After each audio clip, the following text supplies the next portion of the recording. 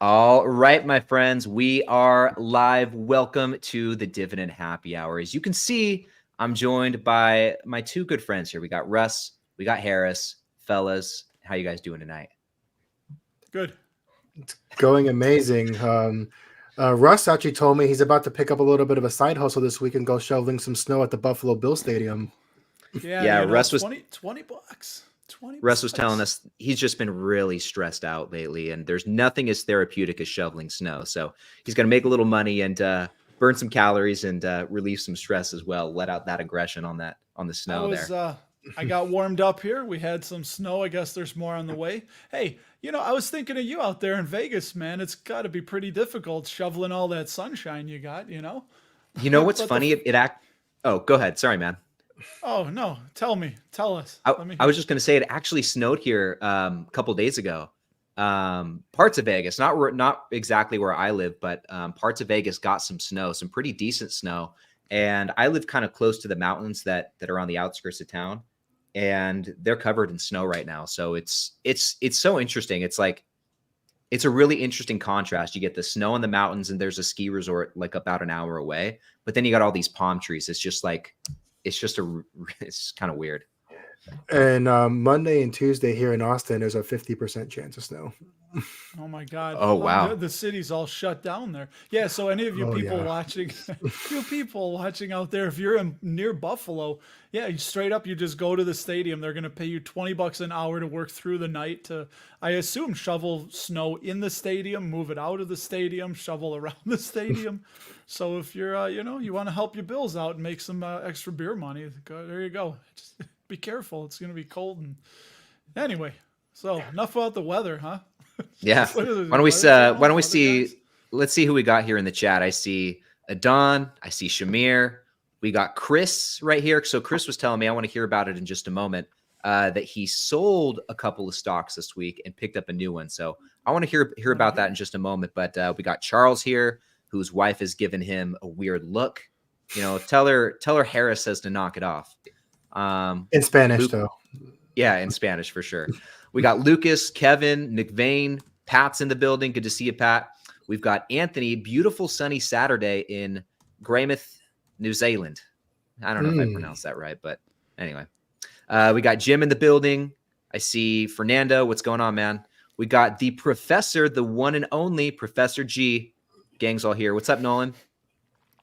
We got Sir Dude Bro Man in the building. Vacation time. The lean, mean Dean Machine. Good to see you, my friend. Fabio's here. Who else we got? Craig, Peter. I'm almost all caught up, believe it or not. Maynor, Blaze, and Greg. Good to see you guys. Thank you all so much for tuning in. And tonight, guys, we're going to talk about a particular company. Talk a little bit about a particular company. This is a very iconic business, one of the most legendary brands on the planet. And the stock has been seeing quite a big drop lately. In fact, in the last month, it's down something like 12%. And Russ, Harris, and myself, we have a group chat. We pretty much text every day, I'd say. And I think, and correct me if I'm wrong, guys, but you guys kind of have your eye on this one a little bit, right? We're not going to spoil which one it is quite yet, but you're kind of looking at this one a little bit, I think. Yeah. Right now, for me, I have 3 stocks in my watch list for the year, and this is one of them. Mm-hmm. Heck yeah, man! I'm getting all hyped up for it. So we'll see if it gets down a little bit cheaper. But you know what? Sometimes I wonder. I don't know if anybody watching, you've made this mistake that I have. You see something at a good price and you just want it to be cheaper, so you wait for it to get cheaper, and the dang thing never gets any cheaper. And then in the rear view, like we were just talking, I was just telling Ryan, dude, like Williams Sonoma, I can't believe that thing's over $200. I think I remember telling you, Ryan, I was like, as soon as this thing goes below $100, I'm gonna buy it. And it was in maybe 115 or so, and now here we are, over 200. So, you know what though, man, it's the world's crazy enough that it could just as easily go back down. It's just the market's such a mystery. I still don't know why it's so high. Apparently, it's like the Nvidia of what they do. It's ridiculous. Home furnishing. It's like the Nvidia company, of but furniture. Yeah. Were you going to say something, Harris? No, I just remember us when you bought Williams Sonoma and you're like, it's gonna stay here for a while and I'm gonna build this out. You literally had no chance to build it out. It's the same thing that happened to you when you got Apple. You had no chance at all to build that out. Yeah, it's a good problem to have. I see my man, the Dan man in the building. Got the crew tonight. Good to see you, Dan. Thanks for tuning in. And Russ. Here we go again. Do you see that? What? I think like to me you sound good. You sound great to So- me. All right, I'm gonna do something here. I'm Like turning an my angel, StreamYard. in fact. Very angelic. All right, there. I got StreamYard mic up all the way, and I have my focus right here, my interface like pretty damn high. I should be blowing out all your eardrums right now. Yeah, you're There you blowing go. up my eardrums there. They're kind of clipping there a little bit. I don't know about now. How's now? Are we good? That's- I got to get this audio thing figured out. I think it sounds good, man. Yeah. So real quick, guys, in the chat, and Russ and Harris, I want to hear from you two as well. Couple things here. Number one, what did you guys buy this week? What did you add to your portfolio? Which stocks did you pick up? Number two, what are you guys sipping on tonight for the Dividend Happy Hour? Russ, Harris, I know you guys got a couple brewskis. What are you guys sipping on over there? I'll go first. I have some Yingling. I'm sorry. There we go. Yingling, oldest brewery in America. This is my favorite cheap beer, keeping it pretty simple. For buys this week, it's not my contribution week, but I have weekly buys into VTI, SCHD, QQQM, and Visa. So those are automatic. Nice. What about you, Russ? Yeah, myself, I'm drinking good old. There you go. There we go. Good old Guinness. It's a staple. We just added Diageo last week, so I'm technically and officially an owner of Guinness. And I just bought a couple shares of Realty Income, 6 shares of Toronto Dominion this week. Good old TD. Another share of SCHD, and 2 more shares of a non-dividend stock, Hero Health. Hero Incorporated, they changed their name. They just do all kinds of eye care drugs, and they're growing. So it's one of my non-dividend stocks. But that's it. Almost $300 in dividends this week. So shout out to those of you who also received Maine and Realty Income and the one and only Altria. You got I guess this probably would be your last Altria payment, huh? Didn't you sell out I of haven't it? sold. No, I added to it while we're waiting. So if you remember, I sold Oh. IIPR. I had okay. a bunch of cash sitting there, and instead of just leaving all that cash, I decided to go with the devil you know, and I want to get out by selling a covered call. So our average is like right around $43.50, and I'm gonna wait for it to go a little bit higher, and then trying to get out with covered calls and try and figure out exactly what we're gonna put our money into. Because I don't want to get stuck chasing the high yield, but too bad Ian's not here. Ian just made his biggest purchase of some more Altria last week. Yeah, So, I saw that video. Pretty big buy for him. Ooh, Dan's got a cost basis of $140 on Nexstar. Yeah, buddy. I saw that in a sec. I want to jump to that, but Yep. I was waiting to hear from Chris here. Him and I were messaging on Instagram earlier, and he told me about the couple sales and one edition. So it looks like sold out of Walgreens and 3M. Okay. And put that into SEHD. Can't go wrong there. New position is Chevron. Chevron has come down quite a bit in the last few months, really this last year, I think, actually. Honestly, in the energy sectors, there's been opportunities. I thought Yeah. Chevron and a lot of the energy companies would have taken a bigger hit with this whole thing that's escalating in the Middle East with, what do we got? The US and Britain and Australia, and I think even Bahrain was in on it, which I've been to Bahrain, attacking the Houthis who are attacking the cargo ships in the Red Sea. Crazy. Now they're having to go around the Cape of Africa, or the Horn of Africa, right? Do it the long way. It's adding extra costs, but the market doesn't even care right now. What does that old meme say, that if a meteor hit the planet, that the market would go up 2%? It just goes up, man. Yeah. So what did Dan say? Print next year with Nexstar, cost basis at like 140. Nice. Nexstar's kind of been having a little bit of a run, huh? Yeah, and buddy, I'm nervous because I sold what I told these guys I thought was a conservative covered call last Friday when it was at $159 for one that expires this coming Friday, the 19th, for $175. I received $55 for it, and literally on Monday it just went bonkers. But for those of you watching that may not be into it, they're going to get a lot of money from the presidential election and a lot of the contested elections, a lot of these, just the ad revenue from it. So kind of look for the fourth quarter is really when that hits. And we don't really see a lot of that just hardcore ad spend hit until the last, right up until the election is when they go really heavy. So it's very close to 175 right now. Well, I can always roll it up and out, but I do a little bit of, the astrological chart reading. So I have a feeling that it's really going to struggle past 180. So I would just roll it out to 185, 30 days out, so I don't lose the shares. But we'll see.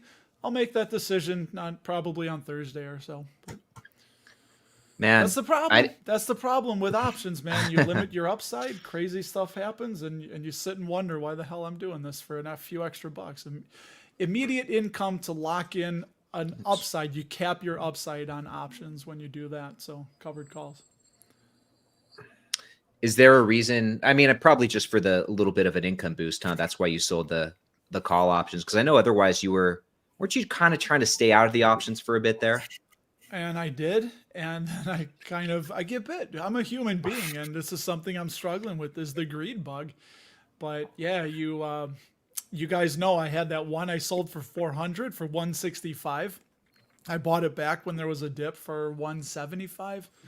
I sold it for 400, so I received $400. I bought it back for 175, so I made like whatever that is, 200 something. I'm terrible at math, but yeah, it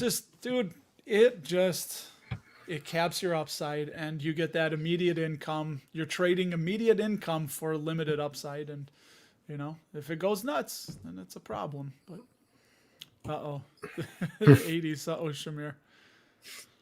So, fellas, why don't we switch gears and talk about this iconic business, this discounted dividend stock? And before we reveal which one it is, I want to hear from the chat real quick. And why don't you guys give it your best guess here in the chat? Which stock do you think we're talking about? And the only hints that we'll give you here is, number one, it's an iconic business. This is a legendary company with one of the world's most recognizable brands. And I'll give you another stat here. In the last month, this stock is down about 12%. So taking a pretty big dip. It's actually done pretty much the opposite of what Nexstar Media has done in the last month. So I'm curious to know if you guys give it your best guess here. Let's see who's going to be the first one to get it right. I know one of you guys out there is going to get it. Miguel says the Hershey Company. That's a good guess. Not it. Yeah. Good. Another good guess. Not really it. Good. Yeah. I'm actually getting excited, Mom. I'm red on my Starbucks position. So if I get some contribution money coming up soon, I definitely want to average down on that. What's your average cost with that one? Like 94 and change. Nice. Okay. High That's not bad. Here. No. High 70s. I see Chevron. Nobody. I saw MPW. Yeah, I saw that one too. Jim says Procter and Gamble. A lot of Hershey Company. Out what their liquidation value is, and if we're above or getting close to that, it's got to be getting close. I thought it was they. There we go. We got a winner. There we go. We have a winner. Miguel with Nike. There it is. So yeah, we're talking about Nike, and just going over to the screen here. Let me switch gears. Going over to the screen, like I said, Nike's down about 12%. Just in the last 30 days. We can see they took a really big hit right about here on the 22nd, right before Christmas. And looking at the news, and correct me if I'm wrong, guys, it's this right here, right? Nike pointed to sales weakness, are Hoka and On Cloud to blame. So they're expecting weaker sales. I don't know if it's Q4 or just here in 2024. The entire year. The entire year. Okay. Yeah. So pretty big drop, rip the Band-Aid off. What do you guys think? Like I said a moment ago, you guys kind of have your eye on this one. Is there a particular price you're waiting for with Nike? Or you think it's a good buy right now? What's your guys' move on this one? I mean, it's 105.06 right now. What price do you think you'd be happy owning this company? For me, I would consider really seriously looking at $90 and below. Okay. Yeah, I'd like it closer to 90. And I know there was some hullabaloo about Tiger Woods leaving Nike, Hmm. but honestly, I mean they still got a lot of top golfers. They've got Scotty Scheffler, Rory McIlroy, still got LeBron. They got Jordan. So I think they're Cristiano Ronaldo. They've got a lot Yep. of big stars. I think they're going to be fine without Yep. Tiger. And yeah, I mean, Put it just this they're a way. good company. What's that? I'll put it this way. Nike last year for the Jordan brand alone was 5.5 billion in sales. Yeah, That's if just the Jordan Jordan brand. left, that would be. If Jordan left, this stock is gonna go MPW side. So 5.5 billion, we're looking at about 10% of their revenue in the trailing 12 months coming just from Jordan. Yeah, and right now I think that the projected growth for the sales is like 1%. So, like I said, the projections, like sale wise, there's not that much projected growth for this stock. Obviously, Nike's an iconic brand. One thing that I do like that they did, I know last year a big topic, or at least for like a week, it's when Foot Locker cut their dividend because Nike didn't want to sell there, which I actually think it's actually better because then Nike can leverage their app direct to consumer. Obviously, they do have their own storefronts, but that through their app, through the direct consumer, it's only going to bring in more revenue, more emails, more just help generate better business than going through a third party being the middleman. Fun fact: I just looked. MPW's market cap is about 2.2 billion. So yeah, Jordan's a bigger brand than MPW. But yeah. For me though, they're just good. They're going to be around for a long time. But I think one of the worries is I don't know, are they trying to become too much of a fashion company and not stick to what they were known for and sports and athletics? But I don't know. I just think they do everything so well, and I would like to own them. They're just a really solid company. I was telling these guys before we got on that their current dividend yield is 38% above the 5-year average. And, we talk about dividend yield theory where, if the yield is high and it comes back down, then the price is going to be going back up. I mean, obviously, unless they're cutting the dividend or the stock is getting trashed, but their PE is 16% below the 5-year average. And fun fact for you guys, this is a little, sorry to hijack this. If you want to talk about something crazy I wanted to share with you that kind of blew my mind, is that Nvidia is actually kind of cheap right now because their 5-year price to earnings ratio, the average is 41.3. And right now, after this 230% run up to almost $550, their current PE is at 28.1, which is 32% below. So anyway, that was just a random thing. I thought a lot of you might enjoy that. Nvidia looks, cheap, but I don't. We don't have to take it in that direction. But yeah. Anyway, Nike, good company. 22 years dividend increases, and they have a 20-year CAGR of 16%. They grow that dividend pretty damn quick, and an 11% 5-year CAGR. So, a couple quick numbers for you. So, what do you guys in the chat think about Nike? Right? Sorry. Yeah, Ryan. let us know your thoughts here in the chat. We'll pull up some comments here in just a moment. One interesting thing that I'm seeing here, just over on the growth page here on Seeking Alpha, it looks like their free cash flow, their levered free cash flow, is growing at almost twice the rate of their sales and their net income. Net income and sales are growing at about the same clip. But over the last 10 years, the free cash flow has grown at a rate that's almost twice that amount. So that's pretty cool to see. I'm trying to think too, because obviously Nike's, it's in terms of just brand recognition, is right up there with the likes of Coca-Cola or like McDonald's. It's akin to something like that. You see the Nike swoop and you know what it is, right? Yeah, but at the same time, I'm just thinking, I feel like apparel brands are so tough, and I feel like they are a dime a dozen. I mean, Nike definitely has a more powerful brand than some others, but at the same time, Lululemon is a pretty powerful brand as well, and that's growing. And there's, at least I'm just trying to think too, in terms of health and fitness, there's a lot of other brands just in this little sub industry here for apparel. You got Gymshark, you've got some Adidas. Alpha Elite, you've got what? Adidas, absolutely. New Balance is coming back. That's trendy again. And that's not to say that, that's going to put Nike out of business Oh, necessarily. wait. New Balance is trending again? You mean the shoe for overweight 40-year-old white men? Come on. Oh yeah. New Balance is very trendy right now. I've never worn a pair because I've always thought that I officially am telling the world I've become old and I'm okay with it. And I refuse to grow old. Listen, I refuse to. Sorry, every Harris time. probably wears No. New Balance. No, listen, like I don't own a pair, but I've always joked with my wife saying that every time I go outside in the grill, I just want to go buy a pair of jorts, wear knee-high white socks and a pair of New Balance. And she's like, you are never leaving this house wearing that. So going over to the chat here, Jim says, I haven't been interested in Nike since Bill Bowerman made the first Nike sole on his wife's waffle iron. That is funny. Kind of reminds me of Vans. They've got the waffle sole. Hey, if you read Shoe Dog, good book, by the way, if anybody's looking for a good book, or go to Libby, Libby or Hoopla, it's on there. That's where I read it. Really interesting story about Phil Knight. That's Phil Knight's book, Shoe Dog. Really good book.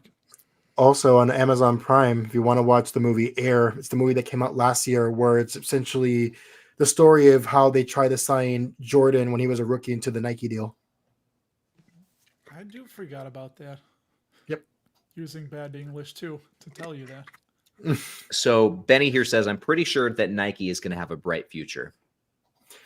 Yeah, I think so too, right? I mean, expensive clothing, right? It's not the cheapest. The only time I really ever buy like anything in Nike clothing, I really have to go through the outlets and go to the outlet store and find a good deal. If there's a good deal, I'll stock up on it, but regular price, I have to double think it, right? Because there's other better uses for my money. Yeah. Dude, I mean, go ahead, Russ. I think Charles Rivers, he just jogged my memory and I just chatted at him. He said the New Balance were his type for running while he was in the Army. I think it's a fuzzy memory because I was in boot camp in 1996, but I think that we had to wear New Balance shoes. So I may have stand corrected on that. I do believe that I have worn New Balance shoes because I had to. Let me assure you, when you're in the United States military boot camp, you do not have a choice on the clothing that you wear. So it was by force and not by choice. This is kind of interesting. Did you guys know this right here? The founders of Adidas and Puma were brothers. I did not. I did not know that. Doesn't Aldi and somebody correct me, they're brothers. Aldi and one of the other stores. Somebody is that a grocery store? Yeah. Yes. Oh, you don't have Aldi? Yeah. Oh my God. There's one 10 minutes from my house. Yeah. Oh, somebody in the chat tell me, or I'll anyway. Yeah, it's an interesting thing. Here's another one. And Harris, I know you have I know you just got a pair of Crocs, and I know you're very excited about it. I can't do it, man. I can't. Listen. When your wife gifts you for Christmas, and that is I was the most excited for, not only a pair of Crocs, but they're slippers in the inside. They keep my feet nice and warm during this cold winter right now. So don't hate on the Crocs. I remember growing up. My daughter just got a first pair of Crocs. She's the first one in our house. Harry Potter Crocs she got. So, I wanted to get I actually was looking to see about the Grimace Crocs, but those sold out instantly. They're going for big money right now. Let's see. Blaze here, going back to Nike real quick. Don't believe the hype. Every single kid in high school, that the only thing they wear is Nike clothes and shoes. I can actually say my good friend Gio on Twitter, Dividend Roots, he's a PE teacher. He literally tells me, he goes, do you know why I buy Nike? Why? Almost every freaking kid in my school has a pair of Nikes. It's literally like that was an investment thesis on it. Nike is the only shoe I wear. Literally no exaggeration. Comfortable, durable, fashionable. It's a perfect shoe in apparel line because of its vast portfolio. And they also do own they also do own some pretty timeless sneakers. Like the Air Force Ones will never go out of style, and those are really versatile. They also own Converse. I mean, Chuck Taylors are not going anywhere. Always got to keep at least a couple pairs of those in the closet. So you know, and not to mention Jordans too. So Yeah. Oh my Right. God, dude. Hey, on that note, Crocs, ticker CROX, dude, their sales growth is down to 23%. 2021, it was 67%. So it's reverting to the mean. But yeah, there's nutty their total sales. So almost 4 billion in total sales the last 12 months. And they're down to 62 million shares outstanding. 62.3. So they don't pay a dividend, but still, if you want to own the company, hey, there you go. CROX. Yeah. With Nike, sorry, Harris. I will be very surprised if Crocs is nothing more than a fad, or if I will be very surprised if Crocs. Yeah, did I say that right? You guys know what I'm trying to Yeah. say. I think Yeah. Crocs is just a fad. I think it will go out of style. I They- don't think it will they stick were around. very popular when I was in high school, and now they're coming back. I mean, I don't know. You and I are like roughly around the same. What year did you graduate? 2009? 10. 2010. So you're only 1 year older than me. That was not the case at my high school. I'll tell you what, man. So growing up, Crocs to me, here's my first and only impression of Crocs. And this is going to be the case for as long as I live. I remember growing up, my grandma, short little 4'10" Italian woman, big into gardening. Every time we'd go over there and she'd show us her garden, she'd have to slide on her Crocs. Those were her gardening shoes. And so as long as I live, I'll always think of Crocs as just my grandmother's gardening shoes. And I can't get past it. Whatever. You know what? Grandma Williams knows what's up. Guys, I'll go back a little bit further before you were born, which is strange to say, but if anybody wants a good movie to watch, if you're experiencing some inclement weather, check out the movie Idiocracy. It's one of my favorites. It's by Mike Judge. He is the creator of Beavis and Butthead and Office Space. Did he do? I was King going of to the say Hill. Office Space as well. King of the Hill. So in that movie, he found got my swing line stapler right here. Right. He could burn the building down. He wanted a shoe wear for the stupid people of the future to look so dumb that he thought nobody would wear, and it was just completely moronic. And he found Crocs. So going back to the late 90s, Crocs were they were around, but yeah, good movie. I like that movie. You know what? I mean, it'd be awesome if Next Star Media ran some ads for Macho Camacho for president. I need a T-shirt. That's my shirt I gotta wear, dude, for the political season. I think Macho I might have to Camacho, find that. absolutely. I'm gonna start wearing it on the show since everybody's talking about gonna be on the I'm looking through the chat, and I'm going through like this really big kind of like time warp to when I used to watch Nickelodeon game shows. I'm seeing two really crappy brand shoes of like K-Swiss and Lugs. Those used to be the shoes they used to gift to the kids who never won. They're like, hey, here's your consolation prize. It was always K-Swiss or like Lugs, like shoes that nobody wanted. So that kind of went to a flashback with that. K-Swiss. I remember K-Swiss too, but I wasn't wearing them. I was wearing Z Cavaricis back then. You guys don't know what Z Cavaricis or IOUs are. We had that. See? Look at them. Those of you that are older in the chat know what those are. Z-calves, you would French roll the legs, and you had to waist so high you had to unzip them to blow your nose. It was crazy, man. We know what's up. But anyway, enough of that mid-90s nonsense, fashion nonsense that most of you guys don't know about. What do you guys switching gears real quick? What are you guys reading right now? So Russ, I know you're always have a good audiobook cooking up. Harris, you just got your new iPad. Are you doing any reading on there yet? You guys going through anything good right now? Not yet. So this is the first time I've ever done this. So I got an iPad for myself. I actually I committed a dividend investing sin. My last contribution, I skipped it to buy myself an iPad because I got it for 25% off. And I've always wanted one. I've been saying this for years. I have all my apps, but I have everything categorized by folder. So it's like entertainment, investing. I have everything so perfect, and I am not that organized. So that's been pretty nice. If I have to pick a book, I want to read Morgan Housel's new book. I haven't bought it yet or anything. That's definitely the one I want to read. Yeah. And I am reading.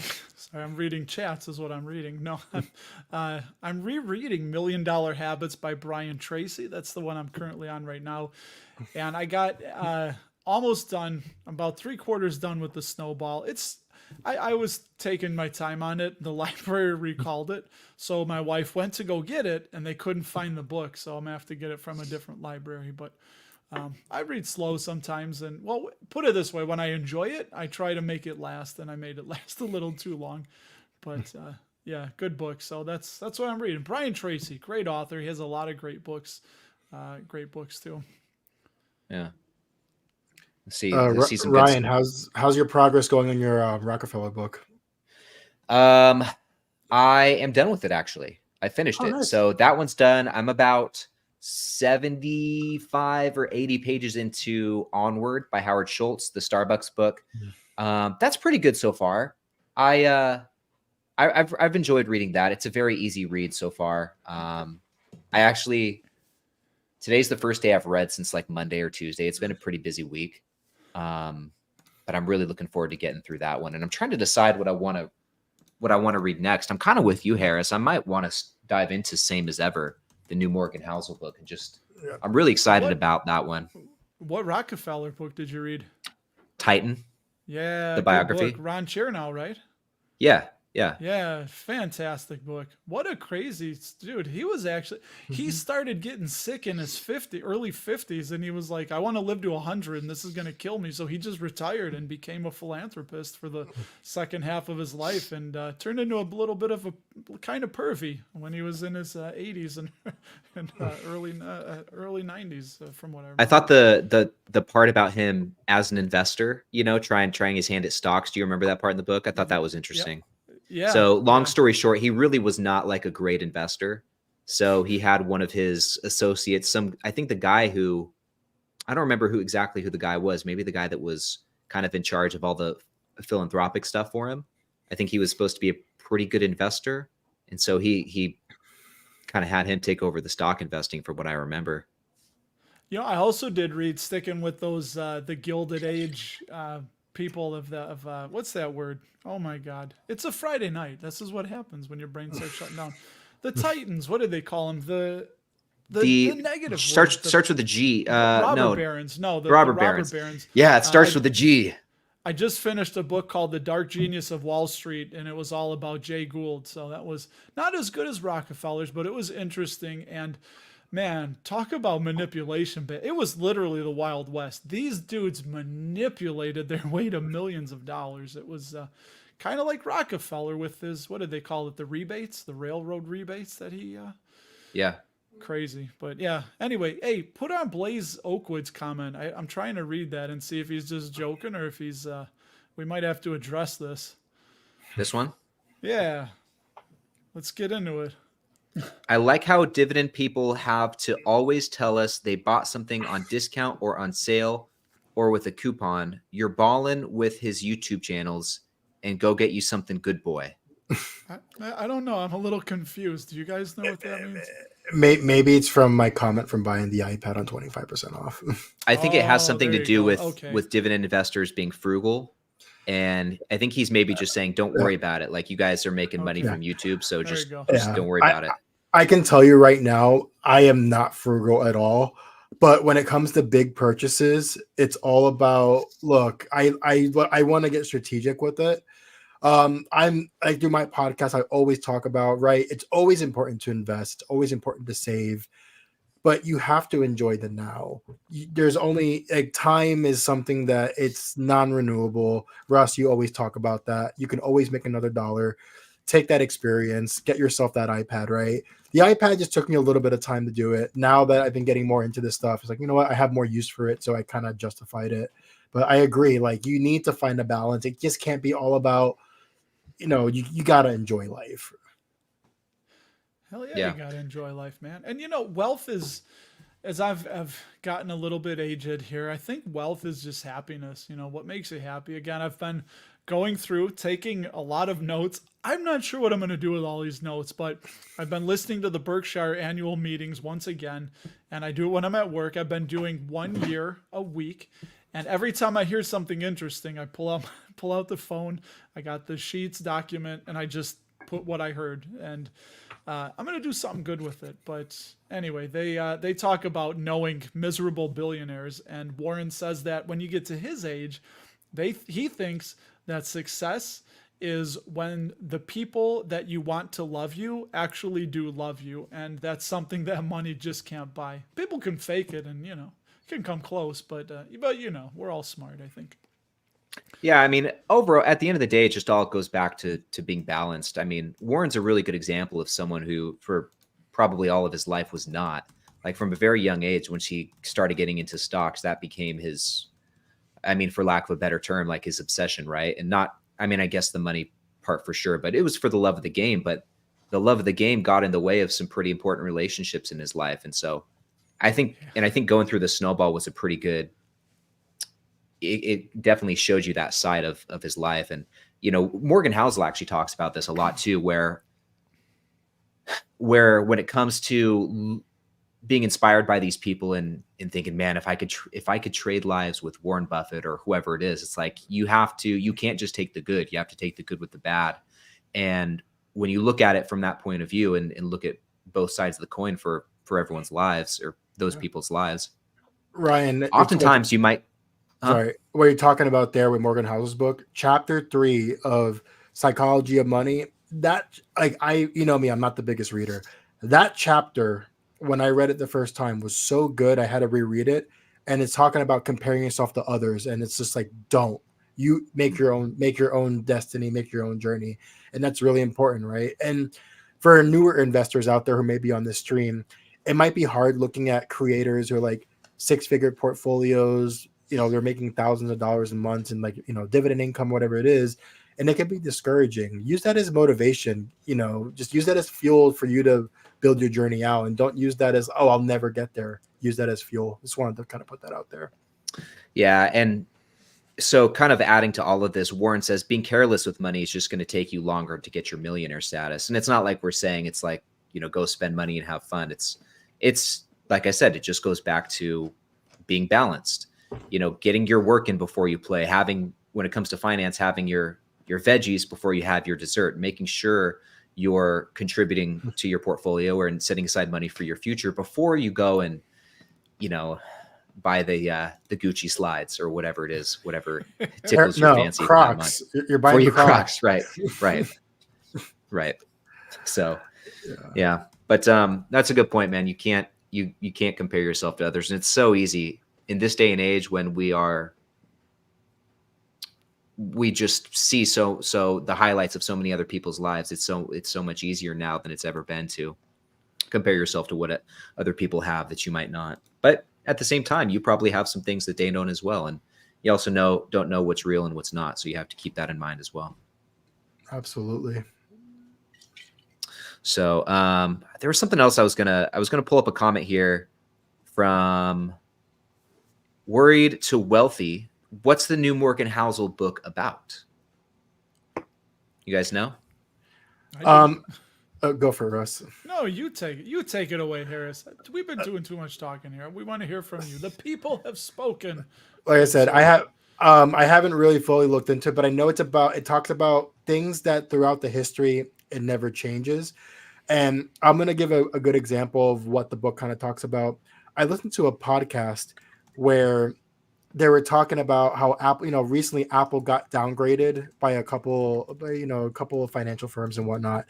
So the podcaster was reading this article, and he's like, you probably thought this is from 2024 or late 2023.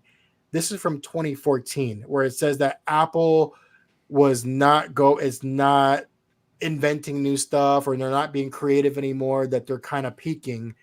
And those same kind of articles are coming out now. So it's like, it kind of talks about how some things never change. If you would have listened to that 10 years ago, if you would have put $10,000 into Apple in 2014, you'd be pretty well off, I think, right now. So just kind of talks about things that just never change over time. Dude, Apple Microsoft just overtook them, right, for the top spot, the most valuable company, I think. Yeah, I think so. That's going to be an interesting one. Apple really hasn't done much with the AI yet, or at least announced it. I'm kind of waiting for them to drop that AI news and rocket their stock price up. But I don't know. What do you guys think? It's you're not. None of us are investing outright in any of the Mag 7, I believe, right? That's why I do QQQM. Yeah. Well, there you go. Yeah. Yeah, just through Vu. Why? Really. Look at Lucas Sor. He says I'm but a whisper. What? I don't Dude, understand. I don't hear, like, you sound totally fine to me over here. And on my stream, some people are like, I can barely hear you, and other people say it sounds fine. So I apologize, man. I have no idea what to do at this point. I don't know. Well, How's this? hopefully this will cheer you up. Here says Blaze says, you guys make my Friday night every night. Thanks for having the show. Well, thank you guys all for tuning in. There's about 175 of us in the chat right now. And thank you guys, all of you guys, for coming to spend this hour with us. We still have quite a bit of stream to go. We still got about 20 minutes left. And we're going to talk about whatever it is you guys want to talk about. Let's see. I don't want to keep going back to the Morgan Housel book, but I am really, I just saw another comment on that, and I'm really excited to get into that. But you know what? What I will bring up. So last week, guys, last week I did a whole video, a whole stream talking about the different books that I got for Christmas, what's on my reading list this year. Mm-hmm. And, me in the chat, we got to talking about, doing a book club or something. And that's something that we've kind of behind the scenes thrown the idea around a little bit, doing some sort of book club. And I got to say, these guys were all pretty interested in something like that. There are a lot of readers here in the, community, as there should be. Yeah. And it's something that I need to be better about. I mean, I just need to really get myself disciplined into reading more. I'm the first one to say that I'm not the most disciplined in reading. It's funny. One book I've never read and I would love to read, it's actually One Up on Wall Street. I've never read it, and I know it's a really good book. I need to read that one again too. I read it a couple years ago, but I think, I don't know. I don't remember a lot of what was said in the book, so I need to go back through it. I'd love to, if all the books I read were on Hoopla. I've looked into getting the Spotify premium because I know you can get access to some of them, but quite honestly, between Hoopla and Libby, which is if you're in the United States and you have a library card, you can get thousands and thousands of audiobooks for free. So very cool. So this is a really good question right here, guys. Are any of the Bitcoin ETFs worth adding into your dividend portfolio? I feel like these have been, man, it's everywhere right now. Yeah, it's everywhere. It's everywhere this week. What's one of the ticker symbols for one of the ETFs? Because I haven't looked up any of them. Do you guys know? GBTC, I believe. It's not MPW, I'll tell you that. But I really don't know. GBTC, the grayscale. Right here. There we go. Yeah. I'll tell you right now. I'll tell you right now, just straight up, I have no interest. Yeah, I think the big thing that they used to be able to do was trade the futures, but right now, because they're going to be able to have spot ETFs, and when you see spot, whether it's spot uranium, spot anything, it means that they can actually buy the underlying whatever it is. So from my understanding, like with the spot Bitcoin, they can actually buy the actual Bitcoin for the underlying instead of just trading futures or however that works. I'm not that well versed in it, but I think I'm reading here in the comments from Hot Dog Jonesy. Expense ratios are gnarly. I think it's like a 0.3, if I'm not mistaken, for what I briefly read. So the one that we just looked at didn't have an expense ratio, but let's look at a few of these. So I'm just gonna, I want that one. Let's just start with these. So IBIT, IBIT. Let's see, wait for it to load. It's just kind of going slow. It's going to the moon according to that chart. Yeah, seriously.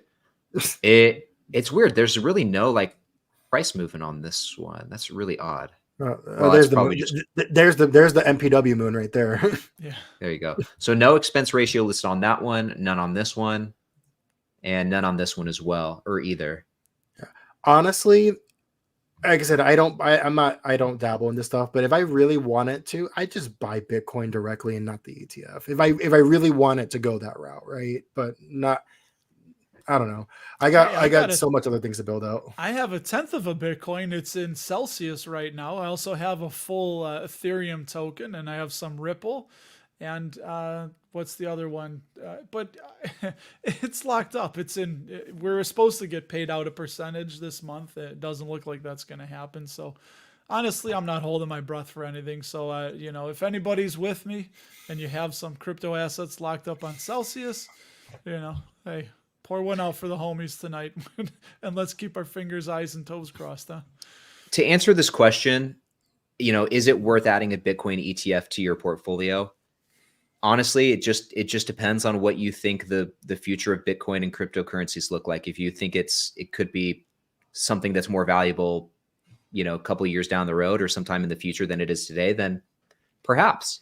And if you think the gain from that could be more so than some of the other positions that are already in your portfolio, then could be worth starting a position in it. But it just depends on what you think about it. And this is where it comes back to something that is cliche at this point. It's something we always say. It's like, you got to do your due diligence.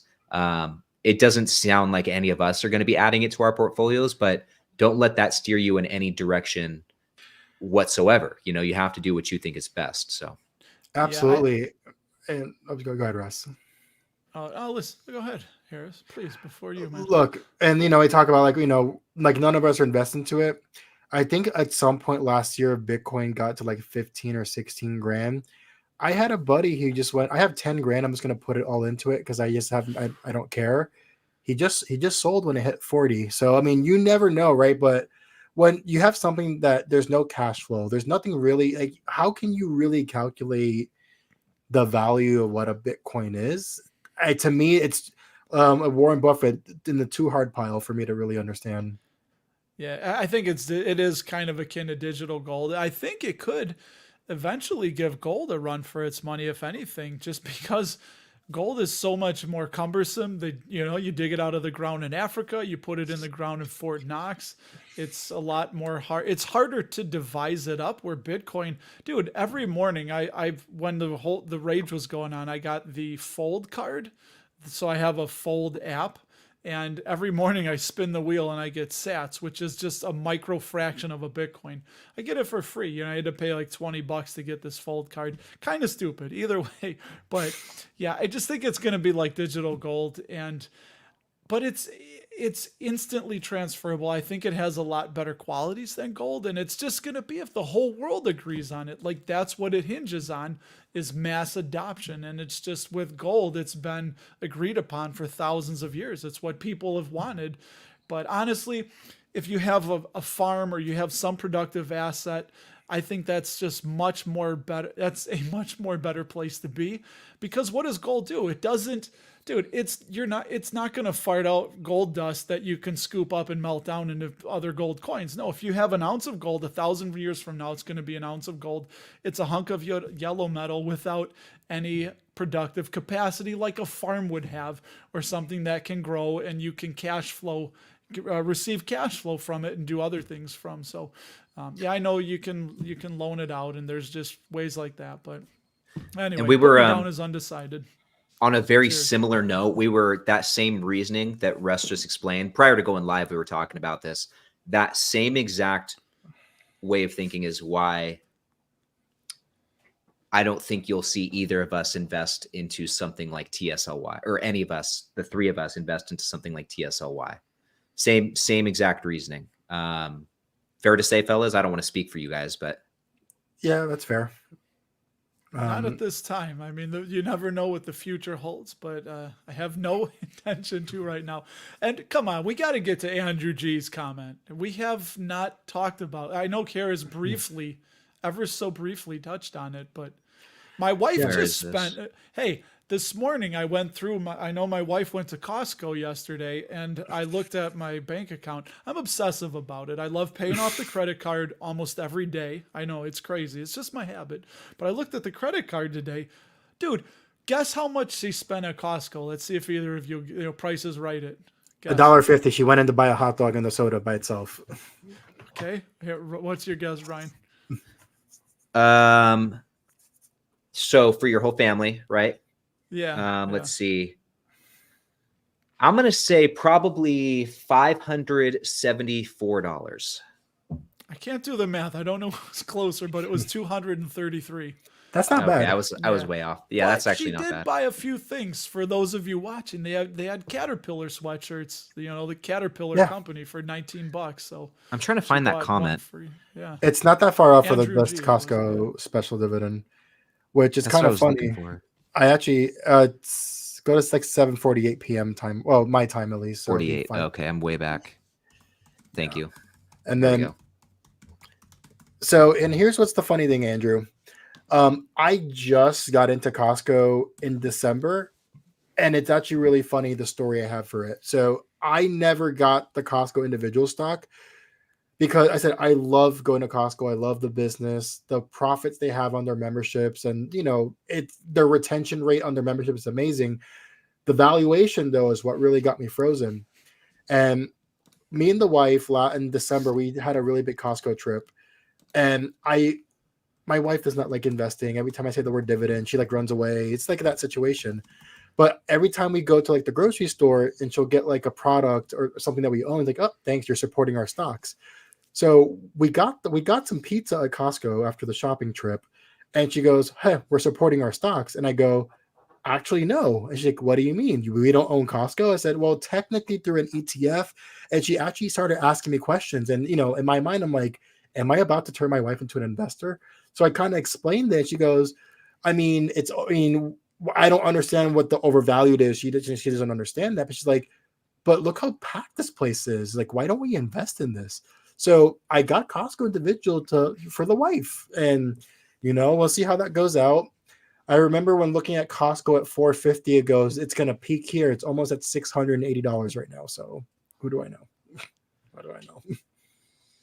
I'm waiting, dude. That's at the top of and it's funny. Like I know a lot. Yeah, I gotta stop saying that. I catch it. I say like way too much, and it's really starting to irritate me.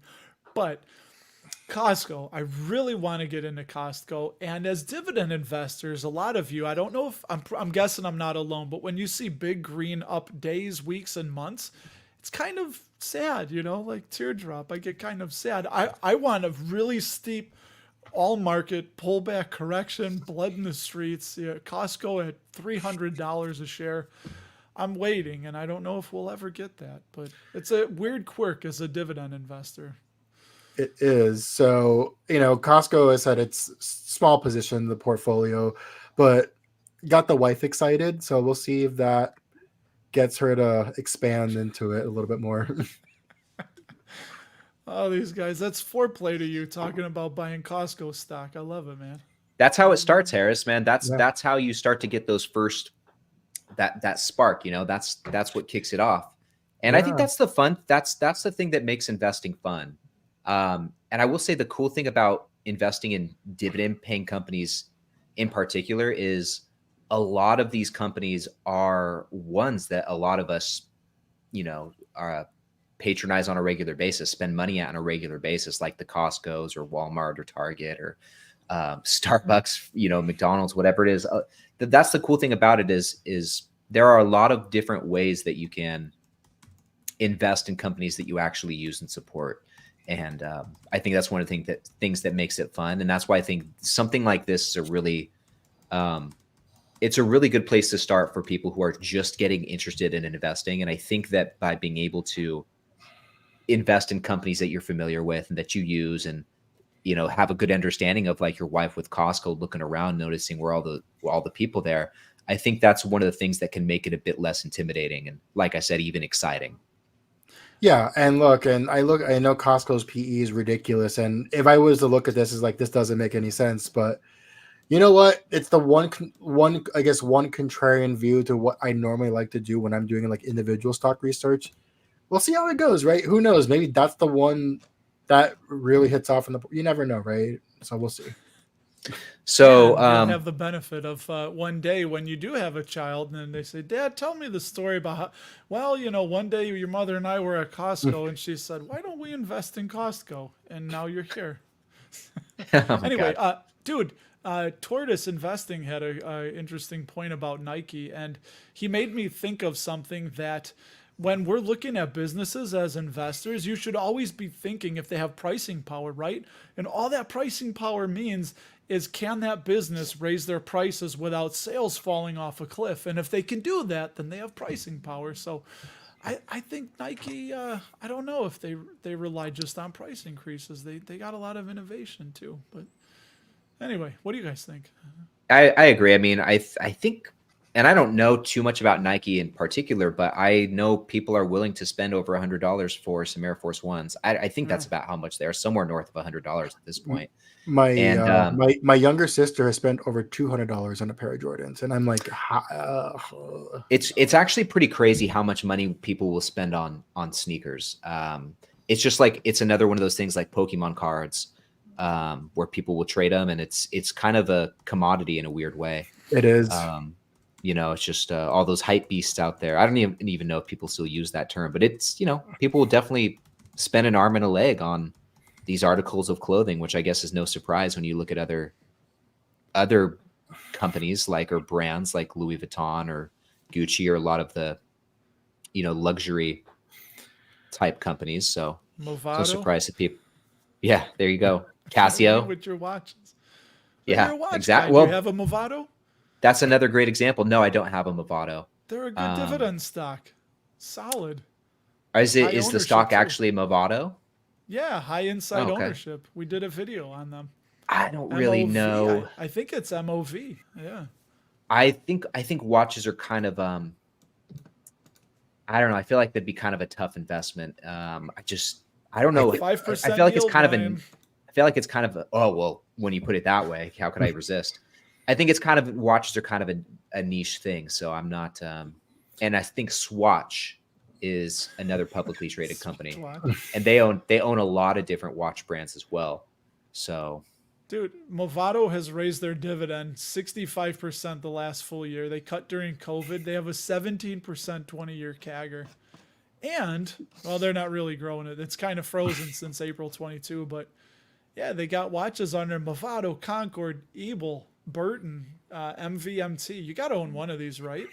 No, so MVMT, I bought a few of those watches back in the day. Well, then just not good quality watches. Look, I only have one watch just because it was a Christmas present a couple of years ago for my wife. It's a Nixon watch, but I don't really do watches. I only have one watch. It's right here. It's a small watch. It's a very expensive watch. I mean, that's the thing too. Like, you definitely don't need a watch, right? Any watch that you have is a luxury. It's definitely a discretionary item for sure. And I like I said, I just think it's a very niche thing. I just don't see a huge market for watches anymore. You know what? And I think it's probably diminishing. So for Christmas, I'm gonna get you all like engraved pocket watches. That is definitely, we're gonna bring pocket watches back. Sweet, I have man. a pocket watch. It's from the 1930s. It's my grandpa's. I used it at my wedding. Yeah. That's cool. That's pretty. You just reminded me. I forgot about that thing, man. Thank you. That's pretty cool. Russ, do you still wear your monocle and your top hat too, or just? It's out at the cleaners right now. The top hat got dented. The monocle got scratched, so we're getting that repaired. We're getting the gold chain on it plated and fixed, so it's going to be coming back. I know the top hat and monocle are coming back in style. It kind of messes. I got to get the lens taken out of it and put in with a fake one because I wear contacts, so I can't have double vision going on. I'll get headaches. Yeah. Do you actually wear contacts? I do wear contacts. I do too. Yes, sir. Ooh, I think you said you're blind as a bat without them. It's actually funny. Can you go to Andrew Falsey's comment here? I'm sorry. I have to do it. I need to give this guy this information. So Andrew, go on Google, look up an artist named Hal, Hal, and then Haney, Haney. All he does is comic book crossover this stuff. Your wallet's gonna hate me for that, but it's worth every penny for that. Shout out. I've been buying prints from this guy for years, and he really blew up. So why has he not been on your podcast so we can hear about his business? I know it's not dividends, but well, it's actually crazy. His business story would actually be a really cool story to tell. So he lived in a trailer, and he used to doodle with dollar store markets for grocery money. And then there's this big wrestler back in the 80s and 90s named Big Van Vader. He retweeted him because he made a really cool art print. That one retweet got all these wrestlers hitting him up for commissions, and then he blew up. And now he actually doesn't use dollar store markers and buys really good Copics and all this stuff. But that's like one retweet on Twitter got him like commissions. He's even had things like he's made things for WWE directly. Ticker symbol TKO, which got crushed today, which is good. I always keep an eye on that one. I'll never buy it, but yeah. That's my. I won't talk about wrestling. The last time we did a wrestling chat here, that got too wild. Well, Lucas wants to know: is The Rock wrestling Roman this year? Come on, at WrestleMania. Okay. At WrestleMania, I absolutely will. I tease this guy because my wrestling, dude, I was huge into wrestling when I was a kid. And then I kind of lost interest around like when I got into high school, like 92, 90, maybe 93. But yeah, my wrestling is back mid 80s and I really don't know anything about now. So, yeah. Well, I think it was either you, Russ. Actually, I think it might have been both of y'all where I think you guys asked me what's like the over the last decade, what's been able to grow the business. And I think I sent you guys like a 10-minute voice message of like my whole thesis on it. And you guys are like, I didn't even realize like that's how deep it went, but you never know. They're making a lot of big, good business decisions. And when you think that product can expand, it keeps expanding and expanding more. Right now, I know, like just like a lot of companies like Starbucks, they're doing a really big push in India, and a lot of businesses are trying to capitalize in India right now. Same as wrestling and entertainment, right? Bollywood, and make wrestling into Bollywood. Why not? Hey, it's but we all have our things we like. It's I don't know. That's I was true. going to say something, but Jerry's last comment there. So the $15 dividend for Costco is a special dividend. So the $2 is actually their normal dividend. Every like 3 years, they'll pay like an absurd special dividend. So not to be concerned about it. Costco has been consistently growing their dividend for a while. Yeah, I wouldn't be concerned at all. Look at this, another one. I don't know what the hell's going on with my audio, guys. This is driving me nuts. Sounds like you have extremely cut the lows and highs out. Have both low frequency and high frequency settings. Huh. I have no idea. Like, I don't know. Maybe it's this MacBook. I'm going to have to. I don't know. Dude, you sound fine. I don't know. I'm going to go watch the replay, but it sounds great to me. Yeah. And that's what to me too. Drives me crazy because other people will say like, no, you sound fine. And then other people are like, it's terrible. I can't hear you. I'm like, I don't know what to do anymore. I don't know. See, worried to wealthy says it's been fine. Anyway. Okay, so this is a pretty good. We're at the hour here, so probably a good place to wrap it up. But before we do close out, I'm going to put you guys on the spot for a minute. When the heck are you coming to Vegas? When are we doing this? Well, it's my fault partly. We had the plans to, and yeah, I'm a huge Social Distortion fan, and they happen to be playing. I haven't bought the tickets yet. But they happen to be playing in Austin, Texas. Actually, two of my favorite punk bands, you got Bad Religion and Social Distortion, are playing on my birthday, which is April 20th in Austin, Texas. And my kids have never been to Texas. And they're not really excited about going, and we're still not sure if we're bringing them. But it was my youngest 15-year-old who wanted to see Social D, but she said, I thought we were going to see him in Chicago here. And it's like, well, no, it's like 17 and up. So, well, Russ, you know what my answer to that is? You come to Austin, that means we get to hang out. Exactly, and that's one of the things. So that's kind of why I said, well, let's just go see him in Austin, and that'll be fun. It'll be a birthday gift for myself. We can kill a bunch of birds with a bunch of stones and see bands, see Harris, see a new city, new state my kids have never been to. But yeah, as far as Vegas, my kids do want to go back, Ryan. So I do too. That's probably the caveat is my daughters. They both didn't want to go to Austin because they thought then we couldn't go to Vegas.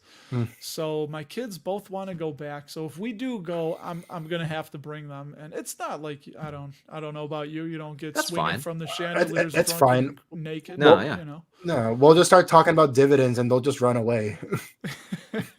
We'll just leave them in the hotel room. So Yeah. So we'll make it soon. We'll make I will keep my eye out for a cheap weekend. Yeah, it would be yeah. later in the year, and that was the other problem too. Is in mid-April, the end of April, it just got really expensive. So, um, It Yeah, did look expensive. Harris, it's what's crazy, man, is you got married, and we might have been texting about this already. I apologize yeah. if I already shared this. You got married in Vegas, probably what was the day? September 5th. You got married in Vegas like 2 weeks before I moved to Vegas. It is, and I was one day off from bumping into Ben Affleck and Jennifer Lopez. They got married, I think, like a day before us. So I was this close to Oh. being able to bump into it. But what? that was a really fun week, and that was actually a pretty cheap Vegas trip. We found a really good deal for that. Well, I'll be excited for you guys to come. I mean, later in the years, obviously, whenever works for me. But Look, Ryan, it'll be fun. we're going to go to Vegas. We're going to go walk into every Vici property and start seeing that we're Yeah. shareholders. And, you know, Yeah, and That's a lot of 'em. demand access to the suite. absolutely. There you go. Oh, that's not Ryan's peanut. Sorry, I was looking at Dresh and he's talking. Did Mr. Peanut die? And I was like, what? Like Ryan's No, gonna the- have to address this salacious. As Mr. Peanut, I get you. Your The cat's cat not is named alive, Mr. Peanut, is Dude, if Peanut died, He's alive and well. Yeah. Yeah, If no, there would be no dividend happy hour if Peanut was not around. Yeah. I mean, I don't even want to think about that. No, we still Peanut's got a Peanut's gonna live forever. That's it. we've still got a good decade with him, I guess. So we don't have to worry about it yet, Just unless he. just make sure he stops with the Ultra and the smokes and the gambling, and he'll be fine. That's what I was gonna say. Unless he keeps, doing the 2 or 3 packs a day that he's been averaging for the last few years, I think we're pretty good with him for a Hey, while. tell so. that kid you're not going to keep bailing him out. There's a Yeah. limit to that. I know Seriously. it's Vegas and all, but Well, anyway, fellas, why don't we wrap it up? 6:07, 8:07 for you guys. I think 7:07 for you, Harris. 807. 8:07. Okay, you guys are both a couple hours ahead of me. But before we sign off for the night, fellas, thank you guys so much for hanging out with me. It's always fun doing this. I could do this every week, but I mean, you do. yeah. Technically, well, I mean, with you guys, Oh, it's fun. I know. I mean, hey, it's always good when we get a little get-togethers, and even though we're always like texting and going bouncing back ideas, but it's always good when you have this chat too. So I like it. Yeah, Good absolutely. times. But no, thank you guys for taking the time to be here with me tonight. I appreciate it. I know the 156 people still watching us still appreciate it, and all you guys out there still watching, thank you guys for spending time with us this last hour. It was a lot of fun tonight, and a lot of good chat, a lot of good stuff going on in the live chat. So thank you guys all for the time and the Thank you, support. And keep climbing, guys. Hope you all have a good weekend, and like the stream if you haven't done so already. Hit the thumbs up. And we'll see you in the next one. You guys all take care. Have a good weekend.